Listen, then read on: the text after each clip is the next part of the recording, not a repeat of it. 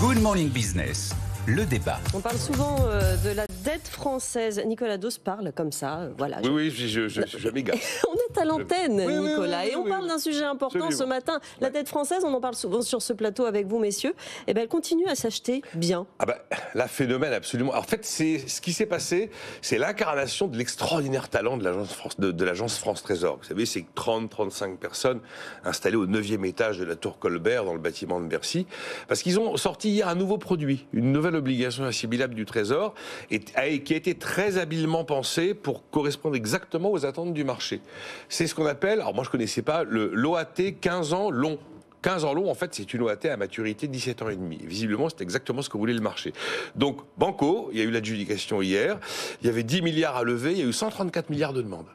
C'est-à-dire 450 investisseurs institutionnels ont sursouscrit 13 fois la proposition de l'agence France Trésor. Donc c'est parti comme des petits pains. À combien c'est parti ? C'est parti à 3,26. 3,26, il y a quelques semaines, on était à 3,47. L'écart de taux entre la France et l'Allemagne, qui commençait à nous préoccuper, parce qu'il s'installait dans les 85 points de base, est passé largement sous les 80. On est à 76 points de base. En plus, bon, on sait qu'en début d'année, il y a pas mal de cash à placer pour ces investisseurs institutionnels. Et puis finalement, 3,26, c'est un rendement qui n'est pas désagréable. Ce qui fait que si vous mettez tout ça bout à bout au moment où on réfléchit au budget, c'est pas un problème, la dette.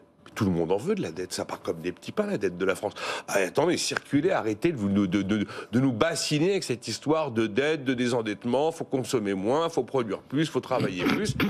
Voilà, le problème de ce genre de bonnes nouvelles, c'est qu'elles sont propices à donner un argument à tous ceux qui considèrent qu'on peut continuer à ne rien faire. Oui. Alors effectivement, on a des fondamentaux qui expliquent que notre dette part bien, on lève bien l'impôt. D'ailleurs, on en sort un tous les jours, un impôt. Hein. Hier, c'était les retraités, il y avait la CVAE, on est au troisième cette semaine, la CVAE additionnelle, la veille. Et puis l'histoire des 7 heures de travail en plus pour démarrer la semaine avec la CSA, la contribution de solidarité pour l'autonomie. Les impôts, c'est bon. Comme elle est super massive, notre dette en zone euro, quand vous il y a un moment, elle est un peu incontournable. C'est celle-là qui est sur le marché plus que les autres.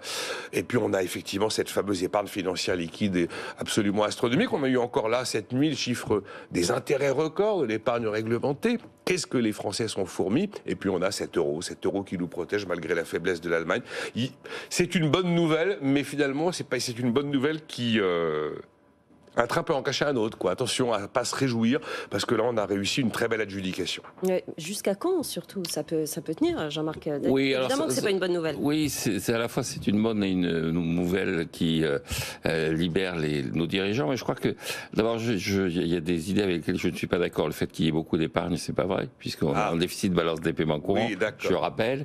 Et le fait que l'impôt rentre bien, c'est pas si vrai que ça, puisqu'on n'arrête pas de faire des rapports pour comprendre pourquoi il manque des recettes fiscales, et s'il est rentré... C'est pas de la fraude, voilà. Oui, c'est pas de la fraude, voilà. C'est pas de la fraude. Mais bon, on a quand même atteint les limites de la capacité de paiement d'impôts des Français, et le discours ambiant, c'est plutôt, même s'il est moins prégnant maintenant, c'était plutôt, il faut limiter les prélèvements obligatoires. Il y a quand même la conscience qu'on arrive à un seuil. Non, en revanche, je pense qu'il y a deux choses qui sont importantes dans ce qui se passe. La première, c'est que quand on regarde au niveau international, le G20, je regardais quels sont les niveaux de taux d'intérêt. Les taux d'intérêt répercutent assez traditionnellement et assez normalement pour le G20 les niveaux anticipés d'inflation, c'est-à-dire les taux d'intérêt qui sont maintenant au-dessus qui sont à 2 chiffres, c'est l'Argentine, mais ça réduit considérablement. On est à 32% de taux d'intérêt sur le 10 ans. C'est la Turquie, 48%, et puis c'est la Russie, parce que là maintenant il y a un doute véritablement sur la situation économique de la Russie. Et puis c'est aussi le Brésil. Là aussi pour des raisons qui sont liées à la politique économique qui est menée. Et derrière ces pays qui sont à 2 chiffres, il y a effectivement l'idée qu'il y a une forme de défaut par inflation ou une forme de défaut pur et simple qui menace, sachant que le défaut le plus probable pour ces pays, c'est quand même l'inflation.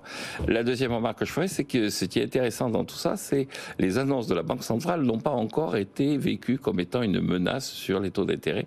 C'est-à-dire que je rappelle quand même que Madame Lagarde a insisté sur le fait qu'à partir du 1er janvier 2025, elle considérait que toutes les mesures exceptionnelles qui avaient été prises au titre de la Covid, au titre de l'Ukraine, toutes les mesures qui consistaient à racheter de façon assez systématique la dette publique étaient derrière nous et que maintenant on allait revenir à l'esprit, à la lettre des traités. Et je rappelle quand même que le traité, si d'ailleurs les gens ont besoin de s'en souvenir, il suffit de suivre la campagne électorale d'Allemagne, le traité est clair, le traité de Maastricht, la Banque centrale n'est pas là pour détenir de la dette publique, la Banque centrale est là pour refinancer les banques. Et donc Alors qu'elle a fait l'inverse pendant des années. Oui, absolument, je suis tout à fait d'accord. Alors que Mario Draghi s'est assis là-dessus, avec les applaudissements de tout un tas de gens, en disant mais quelle bonne nouvelle, on ne va pas respecter les traités. Les Allemands commencent à dire et si on respectait les traités? Et Madame Lagarde dit et si on respectait les traités? Et donc là, je crois qu'il y a une vraie réflexion qui va se mettre en place sur comment est-ce que les trésors vont se financer, sachant que pour l'instant, on est dans l'inertie.